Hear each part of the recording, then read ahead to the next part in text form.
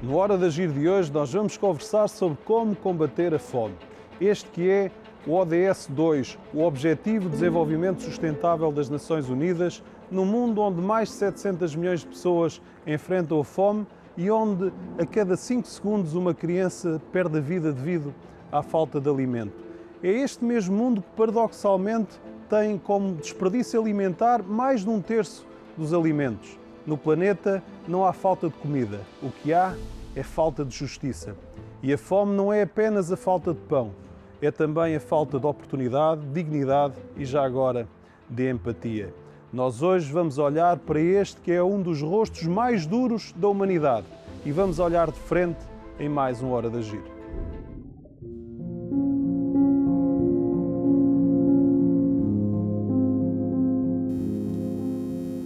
Eu sou Clara Mamãe, tenho 21 anos, concluí 12ª classe, vivo com meus irmãos. A minha mãe está distante já faz 2 anos, está na África do Sul e eu é que sou a responsável daqui de casa.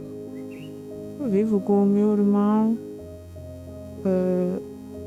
e uma outra minha irmã e o filho dela. No tempo de mandioca, a gente vai a uma chama para ter mandioca para cozinhar. Agora que nem tempo de mandioca é um pouco complicado. Dorme-se algumas vezes sem ter o que comer. Porque mesmo se pedir, não vai ser todos os dias que você vai ir em casa de um tio, de um vizinho para dizer peço isto e aquilo. Porque mesmo para eles a vida tem sido complicada, então é difícil.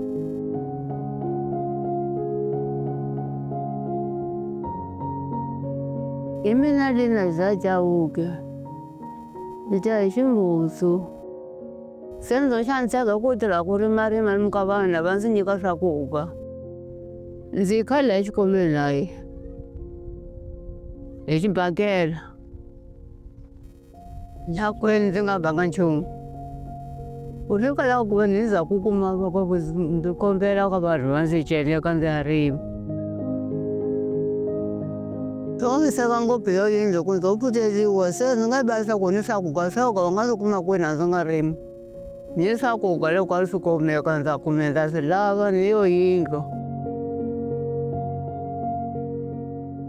A fome continua a ser o maior escândalo da humanidade.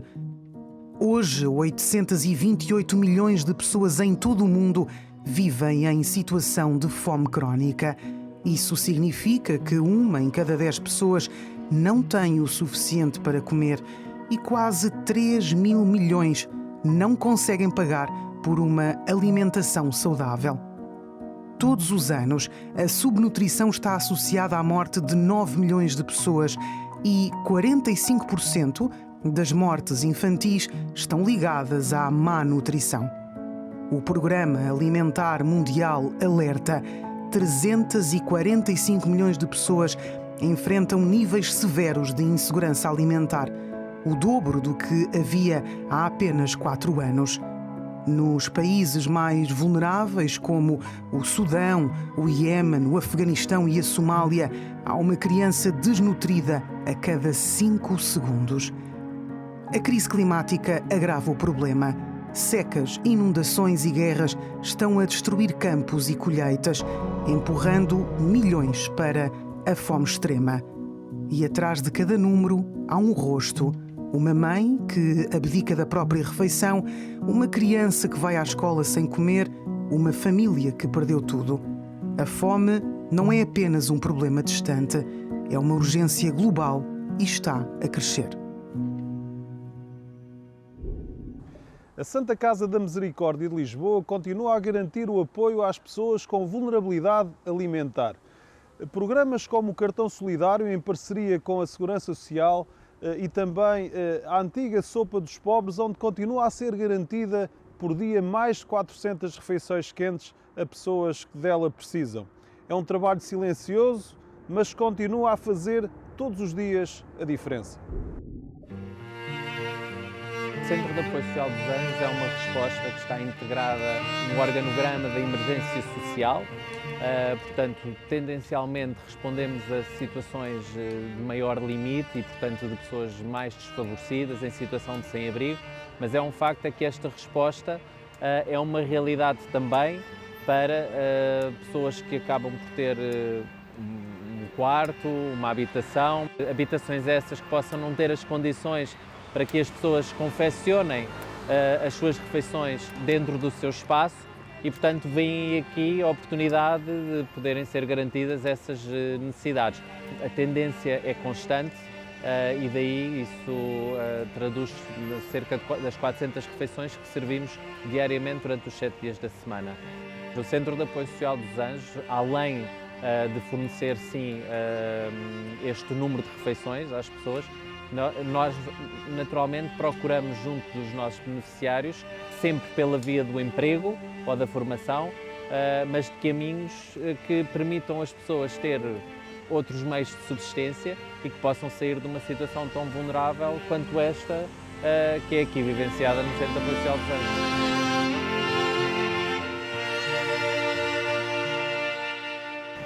Temos sentido o aumento dos pedidos de apoio ao nível alimentar por parte dos agregados, sendo que este apoio vem de um público que não é um público tradicional. São essencialmente pessoas que têm atividade profissional regular, que têm rendimentos fixos, contudo não conseguem fazer face às necessidades de subsistência, nomeadamente pelo aumento do preço dos alimentos, muitas vezes por se tratarem de famílias monoparentais, e ainda tendo em conta que uma grande parte do seu rendimento é canalizado para o preço da habitação, que tem vindo a aumentar exponencialmente ao longo dos últimos anos. A Misericórdia tenta adaptar este apoio às necessidades e ao perfil de cada utente, e estes apoios são sempre articulados com as entidades do território e que os apoios sejam o mais adequados à situação de cada agregado. O programa alimentar integra-se numa medida de política pública com fundos do Fundo Social Europeu e da Segurança Social, o Pessoas 2030, que pretende combater a privação material, pobreza na sua forma mais extrema, que é a alimentação. Nós apoiamos mais de 8 mil pessoas já em 2025 com este programa alimentar, que tem 2 operações: distribuição de géneros alimentares e através do cartão eletrónico. No caso do programa dos cartões sociais, temos uma parceria com 3 grandes grupos que, com a Segurança Social, aceitaram ser aderentes a este programa e que cobrem grande parte do território nacional. Portanto, é de facto muito gratificante poder saber que mudamos a vida de tantas famílias. A Cáritas Portuguesa atua praticamente em todo o país, apoiando milhares de famílias com ajuda alimentar, com habitação e acompanhamento social. Nós fomos conhecer o trabalho desta rede, que está em todo o país e que está onde a fome e a pobreza mais se faz sentir. A Cáritas tem alguns programas que são para todo o território, como Vamos Inverter a Curva da Pobreza ou um olhar especial sobre as crianças, mas age sobre cada território de acordo com as dificuldades desse território. O que nós temos vindo a aprender é que é bastante mais consequente nós agirmos sobre o território, conhecendo o território, do que ter uma noção geral e entender que as soluções para o geral servem em cada território. Não é verdade. Nós temos situações em que os territórios têm situações muito severas de pobreza alimentar, mas temos situações em que a pobreza é de outro tipo. E então o olhar tem que ser um olhar de proximidade. Não pode ser um olhar de estatística. O olhar de estatística serve-nos para os grandes livros, os grandes estudos, mas não para a intervenção de proximidade. A fome é um dos vetores das dificuldades sociais que nós temos e que nós temos que acautelar. Naturalmente é a primeira preocupação se são identificadas, mas temos muitos promotores sociais nos territórios que, naturalmente, enquanto houver fome, não se privilegia outro tipo de atividade. Mas temos problemas severos de integração social, de estruturação familiar, todas essas situações que podem levar à fome por outro caminho que não a ausência de alimentos. E por isso a nossa preocupação na intervenção é intervir o mais próximo possível, conhecendo as realidades locais e agindo sobre cada realidade e as suas dificuldades. por isso, aquilo que nós fazemos é tentar juntar os dons com as dificuldades e encontrar as soluções a cada momento que melhor se aproximem da resolução das situações das pessoas mais vulneráveis. 4% da população portuguesa depende da ajuda do Banco Alimentar, num país em que mais de 2 milhões de pessoas estão a viver na pobreza. 1 em cada 5 pessoas vive na pobreza em Portugal. Uma realidade dura, sobre a qual estive à conversa com Isabel Jonet, refletindo sobre o que é que precisamos de fazer para cumprir este ODS número 2 e erradicar a fome. Como é que foi montar todo este sistema? Porque isto tem uma logística enorme. Como é que foi este trabalho de desenvolvimento, que tem uma implantação praticamente em todo o país? Como é que foi fazer esta obra? Foi um grande desafio, mas foi-se fazendo. Nós acreditamos que quando são estas obras de bem fazer, arranjamos forças onde por vezes, forças e conhecimentos, onde por vezes nem sequer imaginávamos. Portanto, há muitos talentos que nos vêm ajudar e ao longo destes 33 anos foi possível precisamente estruturar essa rede que hoje ajuda muitas pessoas carenciadas, mas que desenvolveu um modelo de funcionamento que não se aplica só em Portugal. Ainda muito recentemente ajudámos a abrir um banco na Venezuela. E isto é muito gratificante, saber que podemos lutar contra o desperdício para dar de comer a quem tem fome, contrariando aquilo que é um mundo de hiperconsumo, é para nós muito, muito importante. Mas há especificidades diferentes em cada lugar. Como é que isso se processa? É mesmo muito interessante. Nós temos um modelo, que é o modelo base de banco alimentar. Temos já ajudado muitos países, até na Europa, a criarem nos seus países um banco alimentar. Na África do Sul também já ajudámos. Aliás, tive aqui uma equipa 15 dias a aprender, em Cabo Verde, em Luanda e agora na Venezuela. Mas cada país tem especificidades próprias e os países muito pobres não têm excedentes de produção, porque não têm produção. Por exemplo, em Luanda não há produção, Cabo Verde não há produção, mas há importação. E como a missão do Banco Alimentar é a luta contra o desperdício, temos que ver onde é que estão os desperdícios, para saber como é que podemos recuperar estes desperdícios para os levar a quem tem necessidades. Mas não se pode interferir no mercado.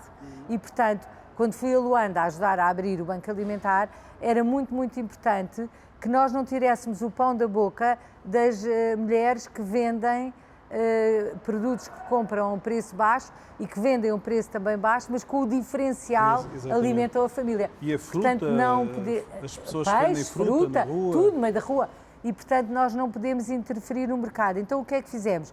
Em Luanda, não se deixa distribuir produtos a instituições que apoiam famílias, só instituições que têm uma valência de lar, de orfanato, de centro-dia, de acolhimento a idosos.